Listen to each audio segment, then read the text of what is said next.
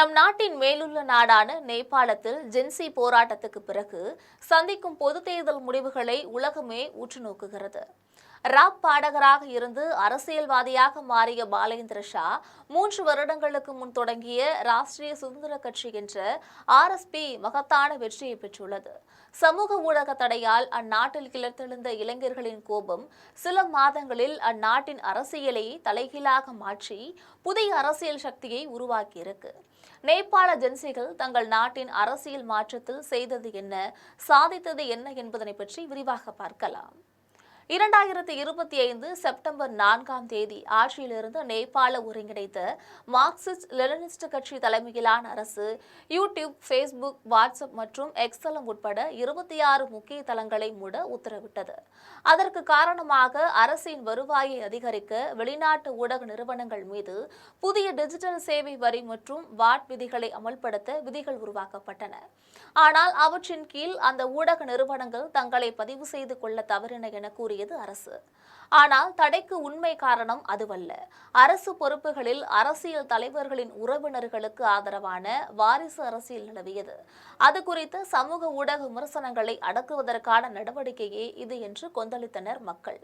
மேலும் நேபாளத்தில் 20.8% இளைஞர்கள் வேலையின்மையுடன் இருந்திருக்காங்க. இந்த நிலையில வேலைக்காகவும் பிசினஸ் தேவைகளுக்காகவும் ஆன்லைன் தளங்களை நம்பியிருந்த இளைஞர்களை அந்த தடை முற்றிலுமாக பாதிச்சிருக்கு. அவர்களிடம் கடும் எதிர்ப்பையும் உருவாக்கியது. உலகமே திரும்பி பார்க்கும்படி வெகுண்டெழுந்து கிளர்ச்சி செய்தனர் அவர்கள். தி ஜென்சி போராட்டம் என அது நேபாளத்தின் வரலாற்றில் இடம்பெற்றிருக்கு. ஜென்சியின் போராட்டங்கள் நேபாள அரசுக்கு எதிராக குறிப்பாக பார்த்தோம் என்றால் பிரதமர் KP சர்மா ஒலியின் நிர்வாகத்துக்கு எதிராக முதலில் காத்மாண்டுவில் இருக்கக்கூடிய மைதிகர் மண்டலாவில் அமைதியான பேரணியாக தொடங்கியது.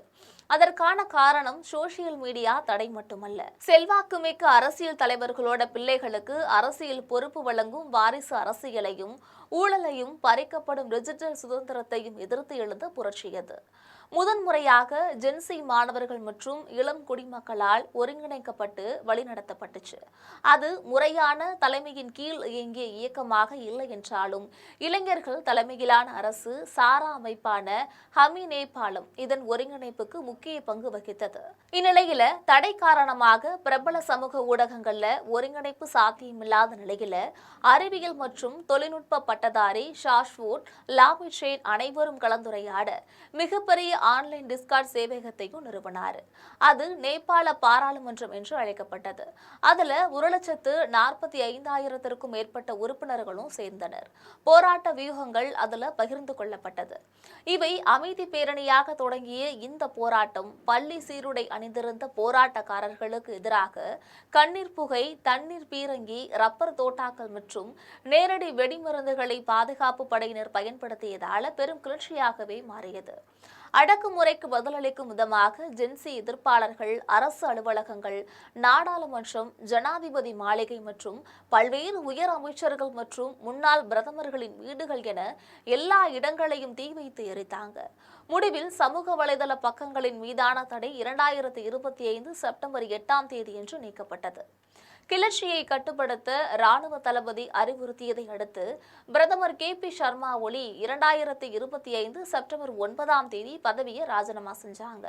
அதன் பின்னர் ஒரு ராணுவ முகாமுக்கு தப்பி சென்று ஹெலிகாப்டர் மூலம் நாட்டை விட்டு வெளியேறியதாக கூறப்படுகிறது.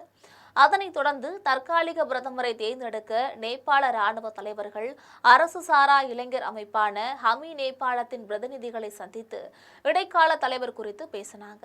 அப்போது உச்சநீதிமன்றத்தின் முன்னாள் தலைமை நீதிபதி சுசீலா கார்கி, காத்மாண்டு மேயர் மற்றும் ராப் பாடகர் பாலேந்திரா பாலேன் ஷா, குல்மான் கீசிங் என்னும் பிரபலம், தரன் பகுதி மேயர் ஹர்ஹா ராஜ்ராய் ஆகியோர் பரிந்துரைக்கப்பட்டனர். இது மினி எலெக்ஷன் என அழைக்கப்பட்டது.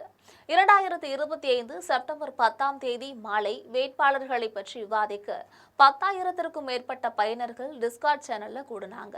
கலந்துரையாடல்களுக்கு பிறகு இறுதி வேட்பாளரை தீர்மானிக்க உறுப்பினர்கள் என டிஜிட்டல் கருத்து கணிப்புகளும் நடத்தினாங்க. செப்டம்பர் 11ஆம் தேதி ஜென்சி பிரதிநிதிகள் ராணுவ தலைமையகத்தில் ஜனாதிபதி ராம்சந்திர பௌடல் மற்றும் ராணுவ தலைவர் அசோக் ராஜ் சிக்டல் ஆகியோரை சந்தித்து கார்கி கார்கேய நியமனத்திற்கு முன்மொழிந்தனர். அவரே 2025 செப்டம்பர் 12ஆம் தேதி இடைக்கால பிரதமராக 6 மாதங்களுக்கு அதிகாரப்பூர்வமாக பதவியேற்றார். அப்போதே முறையான தேர்தல் 2026 மார்ச் 5ஆம் தேதி நடத்தப்படும் என குடியரசுத் தலைவரால் அறிவிக்கப்பட்டுச்சு. இடைக்கால அரசாங்கம் அமைந்த பின்னர் தேர்தலுக்கான தயாரிப்புகளும் ஒருபுறம் தொடங்குனுச்சு. அதன்படி 2026 மார்ச் 5ஆம் தேதி தேர்தல் நடந்தது. நேபாள இடைக்கால அரசாங்கத்தின் பிரதமர் சுசீலா கார்கி புதிய அரசாங்கத்தின் மீது இளைஞர்கள் பெரும் எதிர்பார்ப்புகளை கொண்டிருப்பதால நாங்கள் பொறுப்பை விரைவாக ஒப்படைக்க முயற்சி செய்வோம் அப்படின்னு சொல்லியிருந்தாங்க. நேபாள தேர்தல் ஆணையம் 19 மில்லியன் வாக்காளர்கள்ல 60% பேர் வாக்களித்துள்ளனர் என்று கூறியிருக்கு. நிறைய கட்சிகள் போட்டியிட்டாலும் இந்த தேர்தல் 4 முனை போட்டியாகவே பார்க்கப்படுகிறது. ராப் பாடகரான பாலேந்திர ஷா தலைமையில 3 ஆண்டுகளுக்கு முன் நிறுவப்பட்ட ராஷ்டிரிய சுதந்திர கட்சி ஜென்சி மற்றும் இளைஞர்களின் ஏகோபித்த ஆதரவுடன் ஊழல் எதிர்ப்பு, நிர்வாக சீர்திருத்தம் போன்றவற்றை முக்கிய வாக்குறுதிகளாக அளித்து இந்த தேர்தலில் வரலாற்று வெற்றி பெற்றுள்ளது. இது நேபாள வாக்காளர்கள் ராஷ்டிரிய சுதந்திர கட்சி தலைமையிலான நாட்டின் எதிர்காலம் குறித்து மிகவும் நம்பிக்கையுடன் இருப்பதையும் பழைய தலைமையின் கீழ் ஏற்பட்ட கோபம், ஏமாற்றத்தையும் காட்டுகிறது.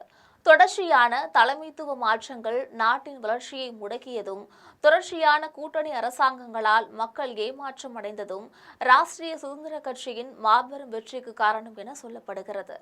மூத்த அரசியல் தலைவர்கள் மேல் ஜென்சி மற்றும் மக்களுக்கு ஏற்பட்ட வெறுப்புணர்வும் தெளிவாக தெரிகிறது. அரசின் மாற்றத்துல இளைஞர்கள் சக்திக்கு இருக்கக்கூடிய வலிமை குறித்து வரலாற்றில் எழுதப்பட்டுள்ளது இன்னும் ஒரு புதிய பாடம்.